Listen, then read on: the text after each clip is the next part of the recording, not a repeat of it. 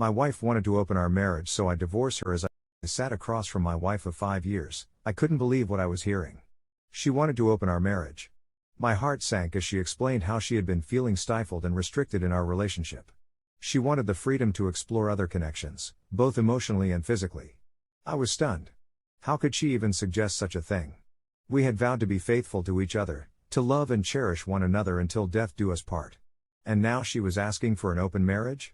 I tried to wrap my head around her reasoning, but I just couldn't understand it. How could she want to be with other people when we had built a life together? When we had shared so many memories, so many dreams? I felt a mixture of anger, sadness, and betrayal. How could she even think about being with someone else when I was right here, willing to do anything to make our relationship work? But as the days passed, it became clear that my wife was serious about her desire to open our marriage. She talked about how it could bring excitement and passion back into our relationship, how it could make us stronger as a couple. But I couldn't see it that way. To me, opening our marriage felt like giving up on what we had worked so hard to build. It felt like admitting defeat, like saying that our love wasn't enough to satisfy us. And so, after much soul-searching and many tearful conversations, I made the difficult decision to divorce my wife. I couldn't stay in a relationship where I didn't feel valued or respected.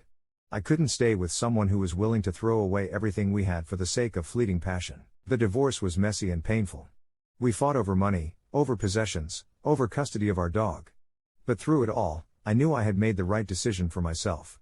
I couldn't compromise my values and beliefs for the sake of someone else's desires. In the months that followed, I focused on healing and rebuilding my life. I threw myself into my work, my hobbies, my friendships. I rediscovered who I was outside of my marriage, outside of the constraints that had held me back for so long. And slowly but surely, I began to find peace and happiness again. I realized that I was better off without someone who didn't appreciate me for who